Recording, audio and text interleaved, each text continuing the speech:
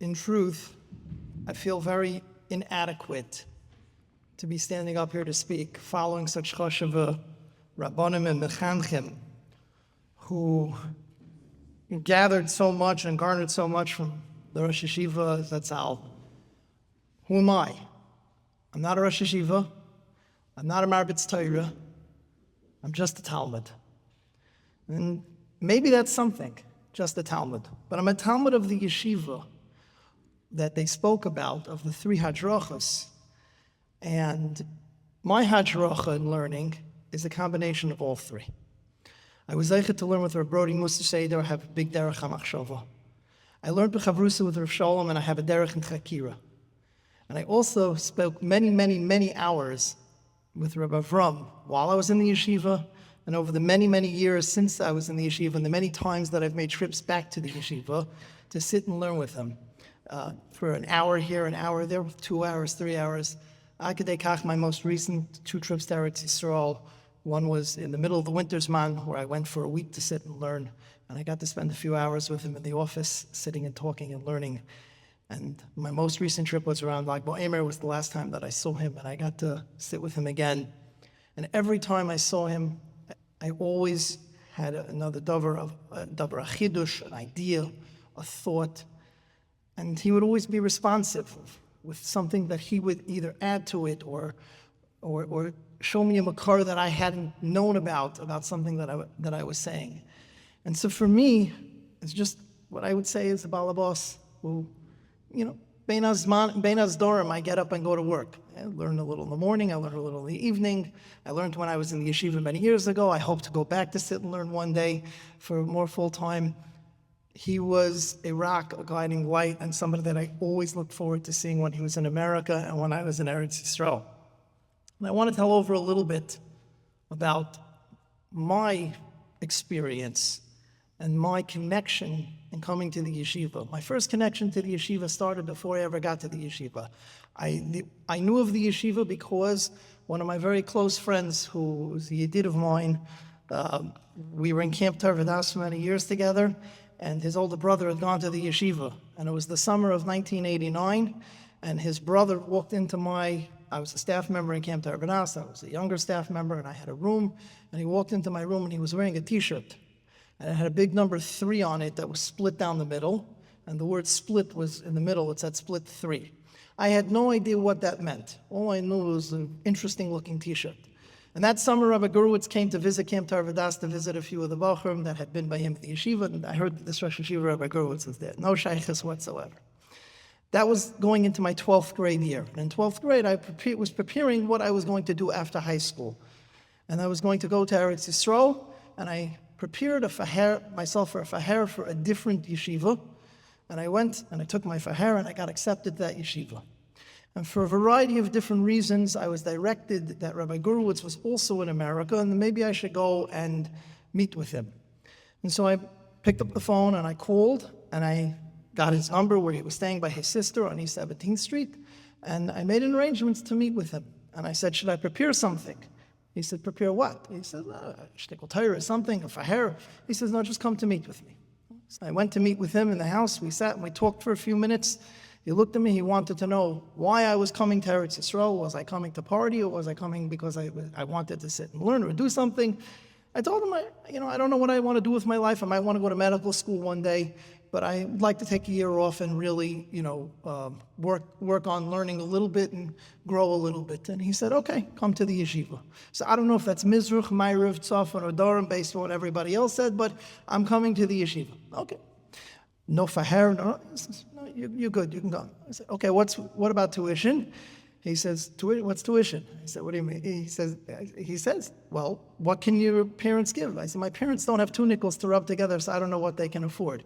He says, are you going to go through the Turo Israel Options Program? I said, yeah, I'm going to go through the college program. He says, okay, so you get TAP and Pell? I said, I can get TAP and Pell in those days. Okay, you'll get TAP and Pell. Your parents will give whatever they can give, and Zehu. And I looked at him, I said, like I never heard the other yeshiva, I filled out an application, and there was an application fee, and there was a number, and you had to fill out, and you had to send the tax returns in if you wanted a discount, nothing. He says, I'm running a yeshiva, not a business. And for those that all of us in this room that understood who Rebbe Avraham was, that's exactly what he was. He ran a yeshiva and not a business. And I can tell you in the years later after that, after my first year in the yeshiva and the tap and Pell ran out and I wanted to come back, and I sat down with him and the Rebbitzin to ask about coming back to the yeshiva, and he said, I'm running a yeshiva, not a business, you're coming back. I was like, what about tuition? And the Rebbitzin, who was always his rock because she always had to make sure the bills were paid, she looks at me and she says, you come back and you sit and learn.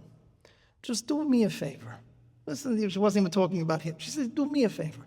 One day, you'll have the opportunity to help take care of the yeshiva.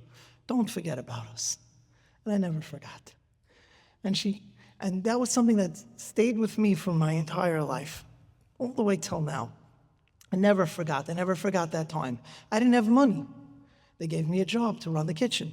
I had a few measly shekel every single month to take care of things in the kitchen for the yeshiva, and that was how I lived for the next 2 years, came out 2 years while I was in the yeshiva. And I sat and learned. And the things that I got were life-altering, life-changing, as Rabbi Rube. I remember when Rabbi Rube came to the yeshiva and the basketball games. I do remember that. I remember a lot more than that, but it was a great time. I remember the shmuzin that we had from Rabbi Avraham that he used to say, and he used to give over a couple of different shmuzin. There was the middle of the winter's man shmuz before he went to America, where he used to say, he says, I know how well you are learning while I'm gone, by how easy it is for me when I get to America to collect money for the yeshiva. Is if you're learning well, I'm doing okay, it's easy. If you're not learning well, then it's hard for me. So he says, so make sure that I have an easy trip. That was one of his famous shmuz. Then he would give us the shmuz before we were going back for Pesach. It was the don't make a liar out of me shmuz. Don't make a liar out of me. He says like this. I went to America 6 or 8 weeks ago to collect money, and I saw your parents. And your parents asked how you were doing in the yeshiva. In those days, we didn't have cell phones and emails and easy connection to what was going on. And we didn't speak to our parents every single day, right? You heard from your parents maybe once every 2 weeks or 3 weeks if you were well off.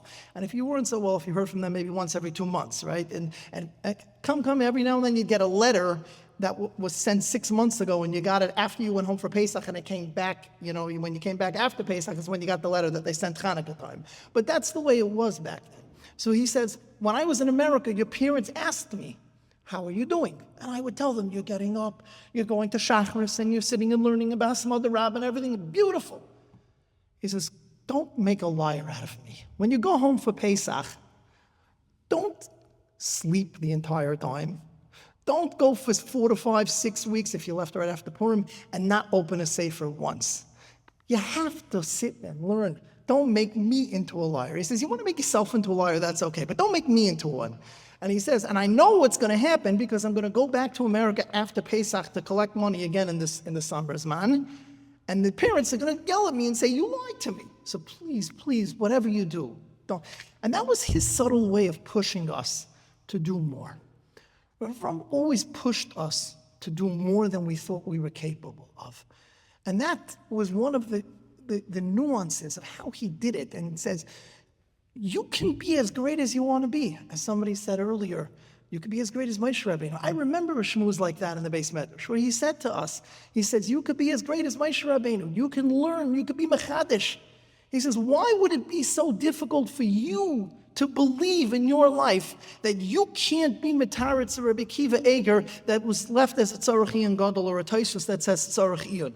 Why would it be so crazy to believe that you should upschlag a teretz of Rabbi Kiva Eger and come up with your own pshat? He says, just because it's Rabbi Kiva Eger, Eino Chanami. You can try, but only if you're willing to work at it and you're willing to put in the effort. And that's who Rebbe Avraham was, because he wasn't just the person telling us that you could be that great. He lived that life as well. He would sit, as we all heard, and write his svarim, yoimam v'layla. I recall, I was there during the Gulf War, and I recall the 6 weeks of the Gulf War when Rebbe Avraham picked himself up from his house and came to live with us in the dormitory. He moved in to his office on the 3rd floor. I was not in the Varaduk building. I was in the building that's the current Ner Moshe. It was the first year. And he moved into his office and to sleep in the building with us. It was a hard time. It was a trying time. Connection to America wasn't easy. It was in the middle of a war. There were Scud missiles, and he wanted to make sure that the Bachram were okay, so he came and moved in with us. And it gave him extra time. He didn't have to be at home.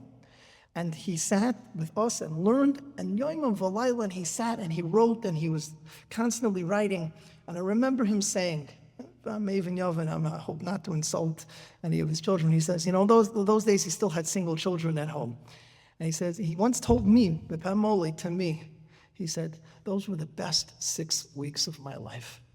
He said, I got to write and learn more in those 6 weeks than I could in 6 months at home. And that was his personality. He just wanted to sit and learn and write. And that's all he did. I remember one time I came up to his office. I needed to take care of something, and I needed to ask him a question. And I walked into his office, the door was open, and I was about to knock on the door, and I saw there was another bacher there, and I knocked really lightly. And for those that remember him, he used to smoke, and he used to joke and say, even in the last few years, he says, the doctor who told me 30 years ago that I'm going to die from smoking, I outlived him by almost 30 years already, right? And those that remember how he smoked, he used to hold his cigarette in a very unique fashion. He would hold it backwards, like this. And for those that remember. And I walked into the office, I knock on the door, and he says, come in. And he was holding his cigarette in his hand, going like this, looking in his sefer, and writing on his right side was his notebook with his writing. He never once looked at the notebook. There's a bacher sitting there, he's having a conversation. He never looked up. I asked him the question that I needed to ask him. He gave me an answer, and he just continued talking to the bacher while he was writing, looking at his sefer. And there wasn't a single mistake on the page. He went from line to line to line. And for those of us that got to watch him write all the years, he wrote, and it was mamish, half of a fella, that he could write without looking at the page, and he never made a mistake. His yediyas and bekiyas were unbelievable, and he would challenge all of us to learn and to be mechadish and to write and to do. And the time came that for me, I left the yeshiva. That was my first tekufah in the yeshiva. The yeshiva closed down after that and became the kollel Avraham. I was zeicher to go back at one point in time to sit and learn in the kollel for a few weeks. Took some time off from work. I was able to go and sit and learn in the kollel. Then the yeshiva reopened into the next tekufah, which became the kachim tekufah. And over the years, I started making more and more trips to Eretz Yisrael. And I was zeicher to go and sit and learn in the yeshiva. I was zeicher as I made trips for Yom Tovim, for Yom Kippur and for Sukkot. I would go daven in Yom Kippur in the yeshiva. And my connection always stayed. It was always there. And the connection grew over the years even more and more and more. Baruch Hashem, I was zeicher to an Eidim who learned in the yeshiva, who went back to learn in the kollel in the yeshiva. And over the time, the tekufas of the yeshiva grew, and I always was a part of it. I never forgot. Today I guess, the balabas. I'm zeicher to be a taimach of the yeshiva. I've been around for a little bit. I've spoken to many of the events. I've helped raise money for the yeshiva, and Baruch Hashem, I've been zeicher I believe, pay back the tuition. HaKadosh Baruch Hu has matzliach me to pay it back many, many times over. The last tekufah of the yeshiva that exists, which is right now, I was zeicher to one more thing. I have a son who's sitting and learning in the yeshiva. And Baruch Hashem, he's been matzliach in tremendous ways. And even though he was only there for the last year, and Rabbi Avraham it was harder for him. It was, since the Rebbetzin was niftaris, and he would come and he would sit and learn, but he wasn't as connected as much with the Baruch. My son was able to develop a connection with him. I would go over and share stuff with him, and he used to jokingly tell him, I remember when your father used to come and say stuff to me, years. It was a tremendous nachas ruach for me. I wanted to share with you a little something from my son that from last year in the yeshiva. It was in Parshas Re'eh, the Torah tells us the din of Meiser. Miksei Sholashon Toitzias Kol Maser Tfuascho Bashona Ahi V'hinachto B'shorecho Uboha Levi Kein Lechelek V'nachlo Imoch V'ager V'yosem V'almona. So Bisman is there, who's the Levi and who's the Ger, because our Meiser is not necessarily the way it was back then. The Ger is somebody who would be medama to the Ani, who doesn't have anything, it doesn't have any connection to anybody else in any way to get money. The Levi, the Levim were the Marbitze HaTorah. They would be the Rabbeim. So I guess yeshivas would be the Levium, or connection to the Levium. And the pasuk says, "Asher v'hamon asher b'she'orecha v'achlu v'saveyu." And then it says, "Leman yivarechecho Hashem alekecha." So my son asked on this pasuk. He says, in this week's parsha, in Parshas Kisavai, it also brings us Kischalu la'asher kol maser tvuasko v'ashona ashlisha shnasa maser. V'nasato la'levi la'ger le'azim v'lo almano. It doesn't say asher b'she'orecha. It says v'achlu b'she'orecha v'safeyu. It changes the lashon. You want to know why it changes the lashon?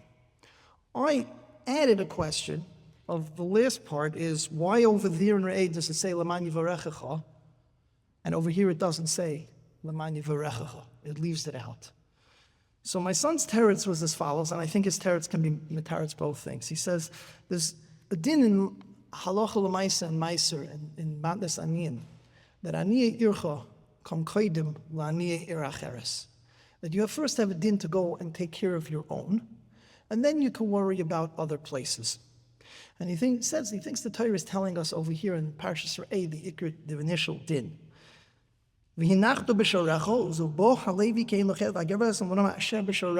They're yours. Those are the ones, and they have to eat kedei svia, and you have to take care of them until they have kedei svia. They don't have to eat it in your sharecha. They're yours, whether they're here or in Eretz Yisrael, but you have a kesher to them, they belong to you. That's v'achlu v'saveyu.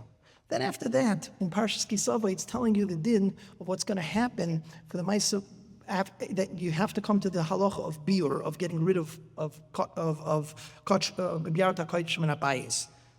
What happens if you have left over and you took care of all of your aniyim? So the Torah tells you that says, but what was it?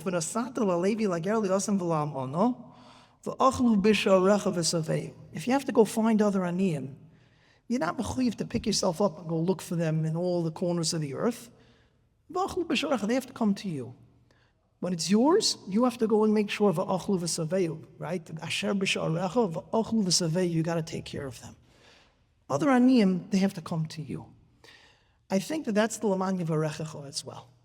Because at the end of Parshas Re'eh, when it says, the famous Rashi, the Rashi that says, the Atu uvinchu v'techa v'avtecha v'avasecha v'alevi v'ager v'yosem, Kadosh Baruch Hu says, Arba shali keneged Arba shalochem.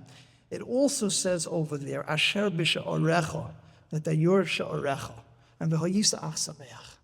When you take care of mine, says HaKadosh Baruch Hu, that are b'sha'orecha, that are your responsibility, you take on that responsibility, you make them yours, then I'll take care of you.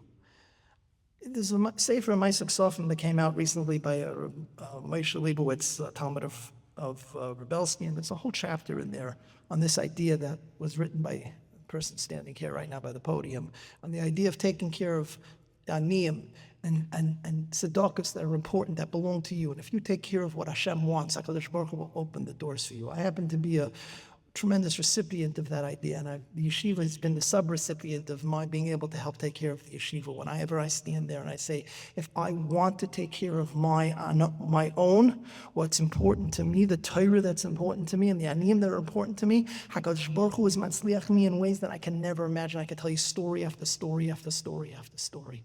Baruch Hashem. And this is what I got from the yeshiva. My yeshiva, my Rosh Yeshiva, my Rebbe, Rebbe Avraham, who told me when I was a boch of 17 and a half years old, I'm running a yeshiva, not a business. And it's Rebbetzin who told me, one day you'll have the opportunity, don't forget us. I never forgot. This was the Rosh Yeshiva's legacy. This is what he believed in. And when I asked him many times over the years, you're running a yeshiva, not a business, he says, this is my investment. My investment is you. And you, and you, and this person, and that person. He says, one day I'm going to come up to Shemayim, I'm going to have a pakala that I can bring that I accomplished for myself. My svarim that I wrote, the Torah that I learned, and that's all finite. You know what's infinite, he said? The Torah that you learn, that your children learn, that your grandchildren will learn, and your great-grandchildren. If you become something because of me, and all the Talmidim that I was able to be kaina over the years, he says, that Pekala in Shemayim keeps growing and growing and growing. It hurt when I heard that he was nifter. And suddenly it all came flying back to me. Everything. All the things that he said, and all the things that... This was his Pekala. This was what he was bringing up with him. Not only his multiple svarim and the fierce tenacity with which he learned his Torah and with which he wrote and was mechadish, but what he pushed other people to do as well, all the Talmidim, all the years, to grow and become what they could become. And the witnesses that will bear witness for him in Shemayim, for Doiris, of Talmidei Chachamim, not only from us, but from our children and our grandchildren and our great-grandchildren, who will sit and learn because of something that Avraham Gurwitz said or did that changed our lives forever. I think that, as he said before, we owe it to him to continue that legacy, to keep the dividends growing of his investment, to make sure that the yeshiva is a yeshiva that will continue and its legacy will live on, to take the oil of the difficulties of the parnasa of the yeshiva and the moment of the yeshiva, because it's a yeshiva, not a business, take it away from the challenges that Reb Hananya will have and the Reb Shalom will have, and that together with the Rebbitzin and Reb Hananya's Rebbitzin, and together with the other Reb Yankel and Reb Abishnaks, that they're running a yeshiva to create Talmidei Chachamim.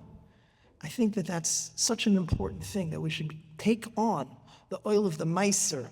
It happens to be, nothing by coincidence, Rabbi Avraham used to tell me nothing's ever a coincidence. It happens to be that this year is the Shnas HaShlishi. In case anybody doesn't know that, we're about to finish the Shnas HaShlishi in 2 weeks. It's still the 3rd year of Meiser. It's the Levi, the Ger, the Yosef, V'amar Asher B'Sha'orecha, V'achlu V'Saveu. We have a responsibility to take care of that which was in our Sha'orecha. Our Sha'orecha is the connection, what we got from the Rosh Yeshiva Zatzal, and from the yeshiva, and from everything that we learned and grew from. And it's our responsibility to make sure that his dividends keep growing, that the investment keeps paying off. Yehi Zerchei Baruch.